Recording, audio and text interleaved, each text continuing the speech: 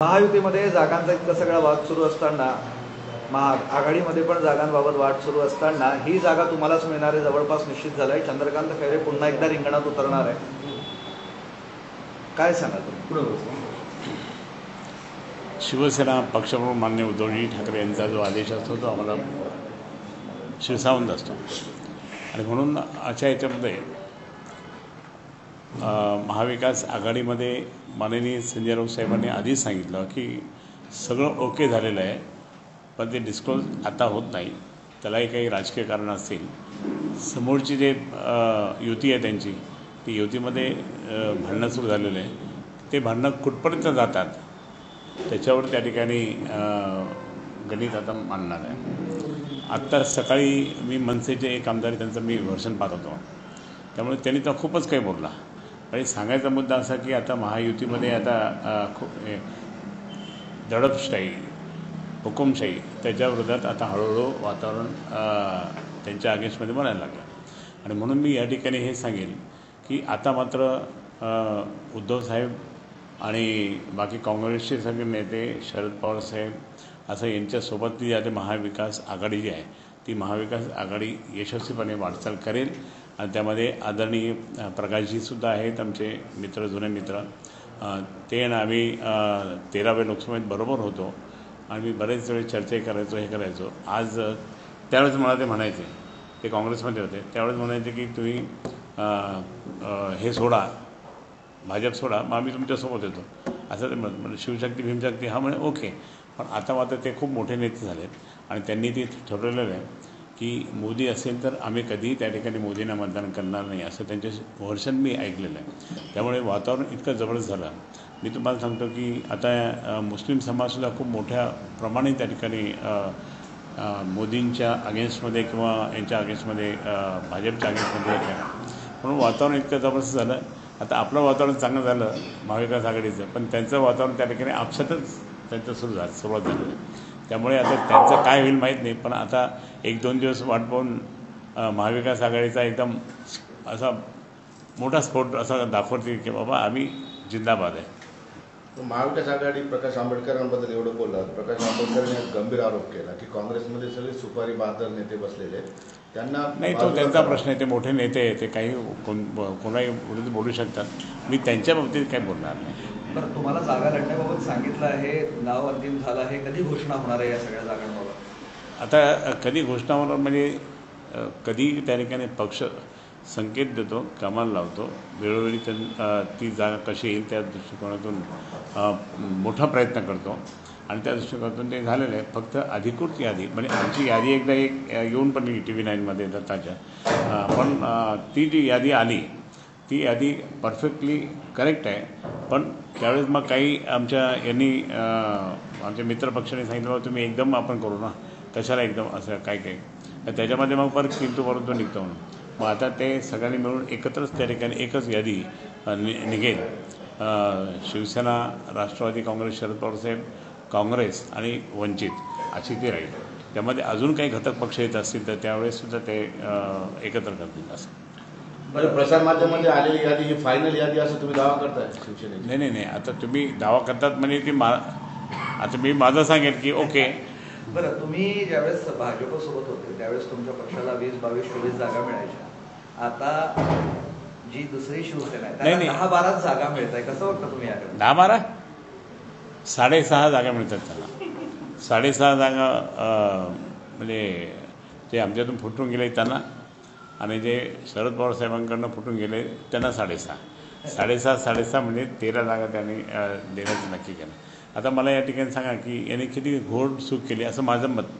त्यांना वाटत आहे की नाही आम्ही खूप फायदेशीर आहे, पण मी आमच्यामधून फुटून गेलेले त्या लोकांबद्दल बोललो की किती मोठी घोडचूक केली. आता ते खाजगीतून आणि बाकी त्यांचे समर्थक हळू कानात येऊन मला सांगतात की आम्ही एकदा आमचं नुकसान झालं खूप मोठं.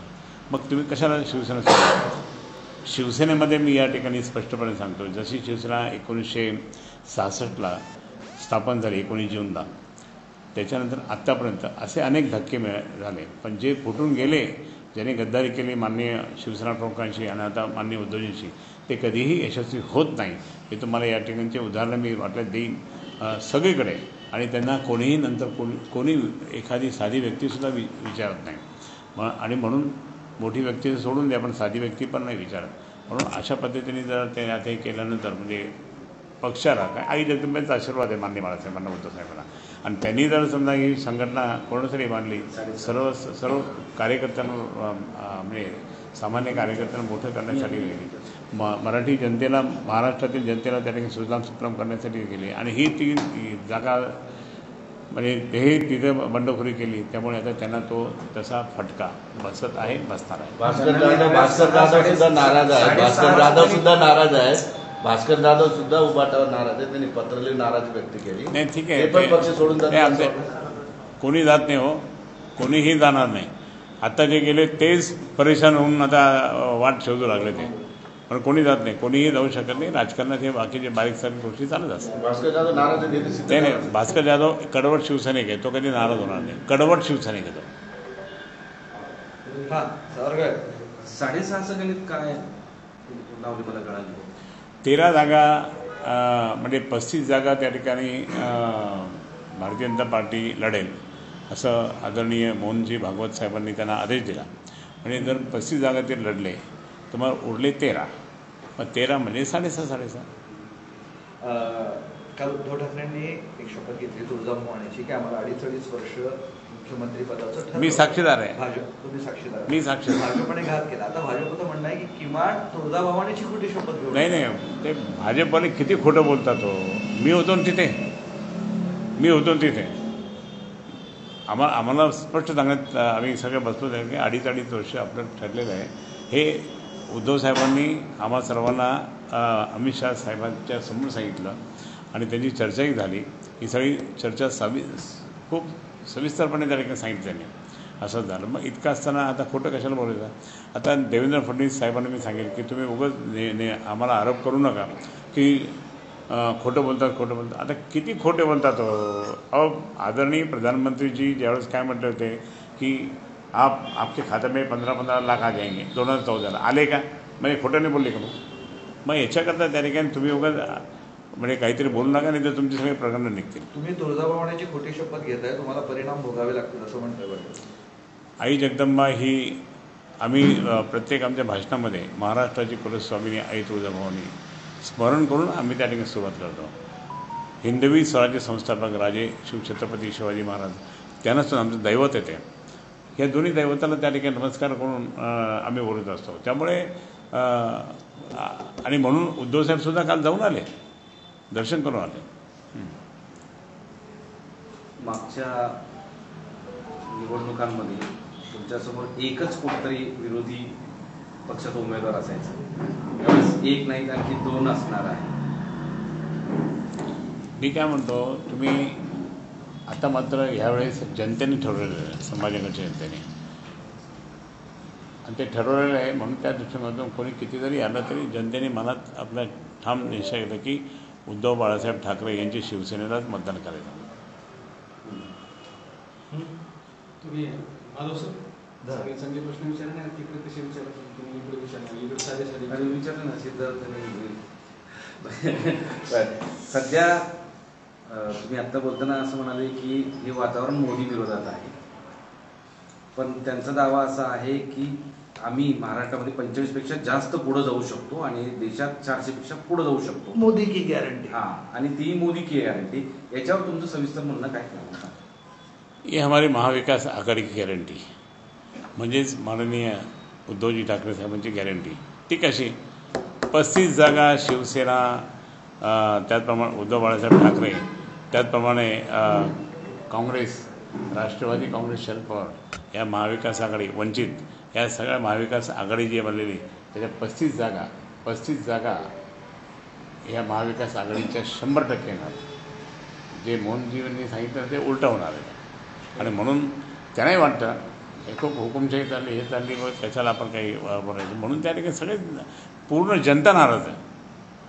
ते फक्त आता पहा तुम्ही इथे किती पब्लिक होती. आदरणीय म्हणजे गृहमंत्री जे आले त्यावेळेस किती पब्लिक होती. 4-5 जिल्ह्याची पब्लिक होती. दिवसाला एकही सभा न घेणारे उद्धवजी दिवसाला 3 सभा घेतात. हे जर आधी केलं असतं तर कदाचित आज ही वनवन फिरण्याची कधी वेळ आलेली नाही असते असा आरोप नाही नाही नाही कधीही त्या ठिकाणी उद्धवजी तुम्हाला सांगतो की ज्यावेळेस एकदा निवडणुका नव्हत्या काही नव्हत्या तर 51 संवाद सभा मराठवाड्यात त्यांनी केलं तर त्यावेळेस त्या सगळ्या सभेला मी हजर होतो मराठवाड्यात. मग काय त्यावेळेस इलेक्शन होतं का आणि वनवन फिरणार का कशाला वनवन फिरतील. आणि आमची संघटना आमची शाखा गावागावात आहे गल्ली गल्लीत आहे त्यामुळे इतकी मजबूत आमचा नेटवर्क असल्यानंतर मग काय. आणि त्यांनी असं काही बोलतात हे वनवन आणि तुम्ही काय करता मग हे तर हे फिरत नाही का सगळीकडे गल्ली गल्ली चालले वार्डावार्डात चालले तिथे लोकांना सांगायला लागले. मग अशा परिस्थिती की लोक त्यांना हाकलून देऊ लागले. संभाजीनगरमध्ये अजून उमेदवार ठरत नाही भाजपचा. चंद्रकांत खैरेला घाबरले का.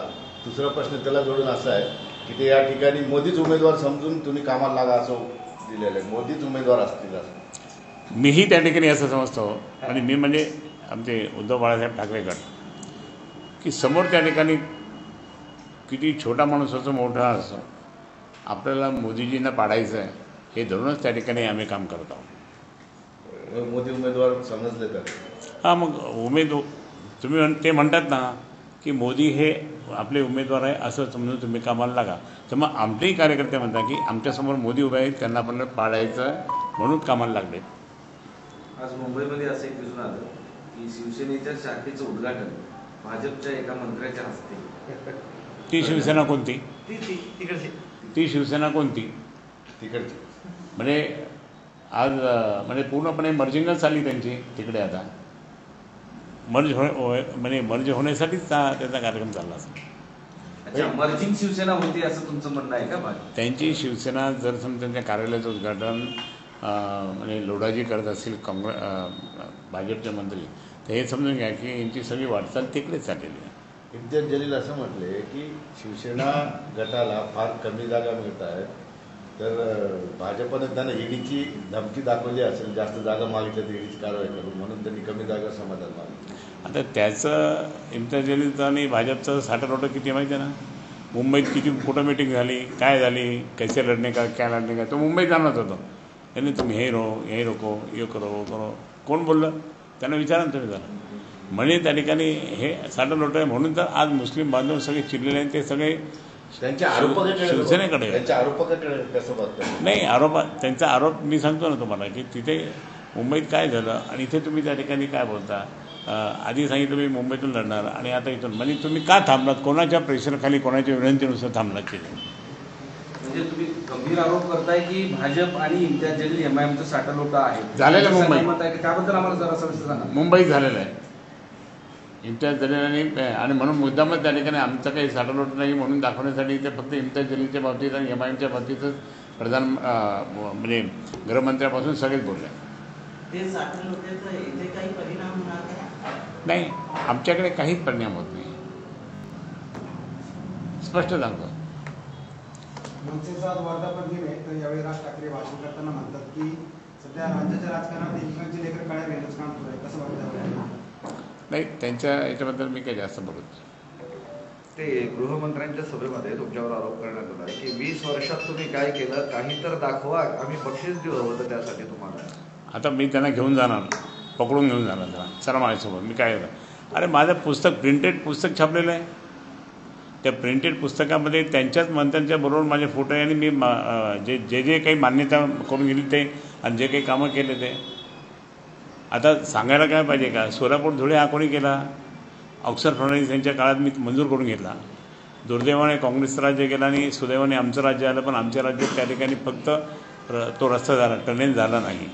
गडकरीजींनी खूप मदत केली पण गडकरीजींनी त्या ठिकाणी इतकी मदत करत असताना त्यांना त्यांच्यावर इतकं प्रेशर आलं की आमच्या मराठवाड्यामध्ये सगळे रस्ते त्या ठिकाणी पेंडिंग पडले. देश विदेशातील प्रत्येक घडामोडींचे लाईव्ह अपडेट मिळवण्यासाठी आता साम टीव्हीच्या सर्व सोशल मीडिया प्लॅटफॉर्मला लाईक, फॉलो आणि सबस्क्राईब करा. तसंच सर्व नोटिफिकेशनसाठी बेल आयकॉन प्रेस करायला विसरू नका.